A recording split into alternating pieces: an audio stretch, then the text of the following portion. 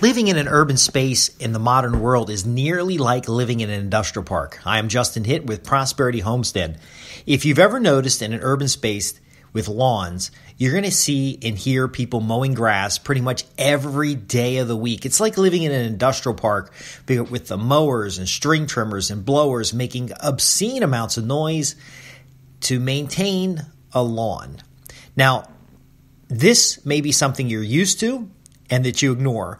But when I'm in my house and I can hear the neighbor's mower, I can hear a string trimmer running half the day, I see the damage that these devices make, I very often wonder why individual homeowners are allowed to have such equipment.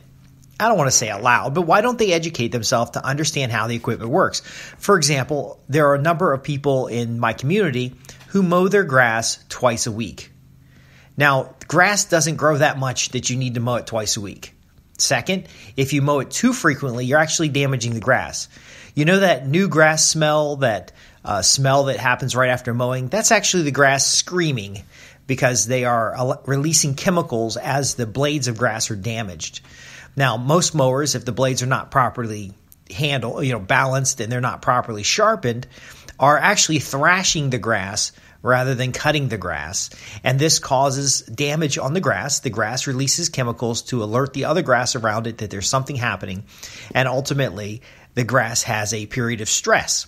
If the grass is mowed too frequently, then the recovery period between each mowing is not, it's not sufficient, and the grass will start getting sick, and so on and so on. Now, this is ideal if you sell lawn treatment products like weed and feed, fertilizers, and different things like that, because the typical homeowner isn't going to understand the biological cycle of lawns. Now, my everyday green grass lawn program, I do talk about how to make the grass green year round. And I'll tell you what the secret is. The secret is a polyculture instead of a monoculture, and it's allowing the grass to go through its natural cycles before mowing it out, which means allowing the grass to grow to some depth before mowing it. And by the way, this is not magical information. I just try to use the language of grass screaming so you have an understanding that most homeowners are damaging their lawns. They're scalping the soil because they didn't bother to level and make the grass, the ground around the grass more level or consistent. Some landscaping companies, some homeowners simply just get on their machine and drive around and cut through things. And it does take time to do this maintenance. But what happens if you have level lawns that are cut actually infrequently, you'll start getting thicker, more dominant grass, as well as the other species that are in there to maintain the fertilization. So, for example, in many countries, they'll blend clover with a variety of grasses. They'll blend different types of legumes, for example. And these things will fix nitrogen into the soil, which feeds the grass. The grass grows slightly taller than the clover, so you don't actually see it. And then overall, when you mow the grass, they're mowing off the material to compost, which they can then top dress the lawn. So all the minerals and fertilizers that were added to the lawn is actually fed back into the lawn because the clippings are not simply disposed of. Now, what often happens, though, is you don't need the lawn chemicals. You don't need weed and feed and all these details because grass polyculture is actually the most fragile environment for any type of growing space. So if your lawn is just, Kentucky bluegrass or fescue and it's just one type of grass, it is actually an unstable system by design, I would argue, that requires extra attention, extra product, and extra inputs. Now, the Prosperity Homestead mindset is how can we have a lush lawn, if that's what we desire, with minimal inputs? So again, it's making sure the lawn areas are level. So that the mower doesn't scalp anything. It's designing the landscaping so you don't need a string trimmer. Wide mulch borders around your garden beds allow you to put two wheels of the mower over top of the mulch and to basically cut all the way up to the edge. You can have different types of edge borders that are using wildflowers or different types of plants that maybe get mowed every quarter and simply mulched most of the year. You can have the minimal amount of grass and the maximum amount of garden space for edible foods, landscaping that is edible, and otherwise plant systems that self-maintain. So, for example, I use a lot of comfrey in the garden areas around trees, and comfrey really grows up. I do take a cutting of it because we use it in the compost. We use it for mineralization. But if you just left it alone, it would grow, the flowers would come, the flowers would die, and then it would mulch itself. You wouldn't actually need to mulch anything because the leaves grow and they turn brown and fall over, and then it's done. A lot of irises, for example, a lot of the wildflowers will grow through their cycles, and then at the end, they simply die, store nutrients in the soil, and then they survive the winter just fine. There are other factors to consider is the noise pollution being created. So the lawn looks beautiful, but for the 2 hours a week that you're mowing everything, the noise pollution. You also have the carbon footprint. If we could eliminate the noise and we can eliminate the carbon, we actually gain the benefit of physical exercise. So a push mower with no motor on it, so it's a rotary mower, on a smaller lawn, which is level. It's got to actually slope slightly away from the house, but the ground is level so that the wheels stay on the ground instead of in the ground. That lawn would take the same amount of time to maintain, but would have no petrol fuel inputs and no the noise. There'd be just no noise. You would literally walk your yard and it would be cut. Now, there's an argument for electric mowers. There's an argument for electric stream trimmers and things because they do have less noise and pollution and no petrol inputs.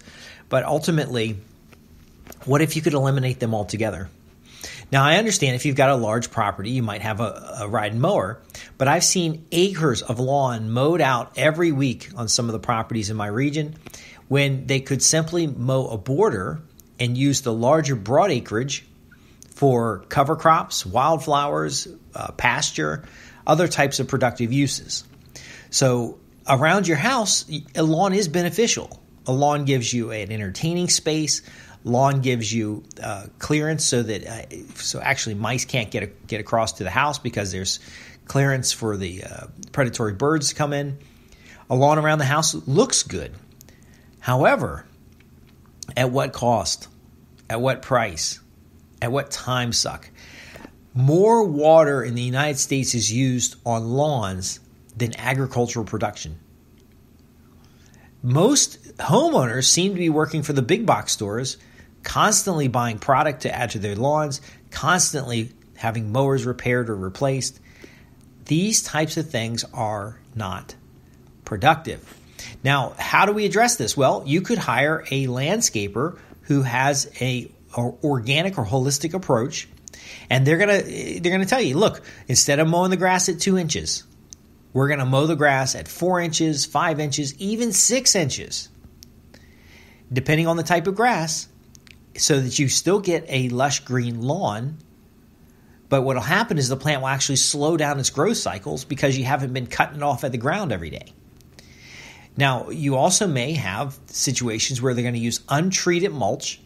The mulch decomposes each year or every 2 years and then is simply refreshed with new mulch rather than the chemically treated mulch that tends to mat, or otherwise people use a lot of weed barriers. Now, if you're just putting in shredded wood chips and you're putting it in deep, thick, 8-inch thick pads, you will not get weeds through it in years. It just chokes out everything.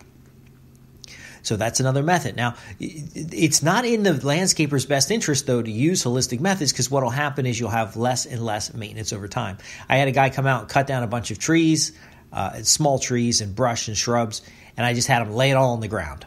I said, just cut it all down and chip it. And he said, well, I don't have a chipper. So I said, just lay it on the ground. I'll chip it. It's still laying on the ground out there, but it provided winter bird habitat, and it also, no weeds grew up through it because it's basically matting down the area and preventing weeds. A lot of folks I see folks spraying weeds in their driveway. You can use a vinegar salt and soap solution that'll actually kill the weeds, yet can be completely biodegradable. There are other methods available. They take the same amount of time. See, I don't want you to replace what you're currently doing with something that's going to take twice as long. I want you to find something that takes less time, that takes the same amount of time, yet doesn't create additional waste. It doesn't create noise pollution. It doesn't require to store harmful chemicals or additives on your property, and ultimately gives you the better utility value, the better growth, the better strength over time. Now, some of these methods that I use confuse the hell out of the neighbors because they've been indoctrinated by the commercial system to buy that weed and feed every year and to add stuff to their lawn rather than cultivate the value of that lawn. And in fact, here's a secret. If you can keep a neutral pH in the soil, you'll have a lot of grass. No matter what's in there, a neutral pH produces a lot of grass. But again, there's different ways of looking at this. And when you start in scale, there's design features to consider. When you have a smaller home, there's the utility value of entertaining space and such. And ultimately, these kinds of things can be planned out on paper to see the value of it. If you compare the cost of maintaining an expensive mower versus hiring a landscaping service, sometimes hiring the landscaping service is more cost effective, time effective, and ultimately reduces some of your liability as far as getting the work done and making it look consistent. Anyway, I'm Justin Hitt with Prosperity Homestead, where we share insights on managing your small farm homestead or estate, and talking about some of the features as far as like flow of energy through the property, your inputs and outputs, and how to make your outputs much greater than your inputs. If you have questions, you visit www.prosperityhomestead.org. Thanks for listening.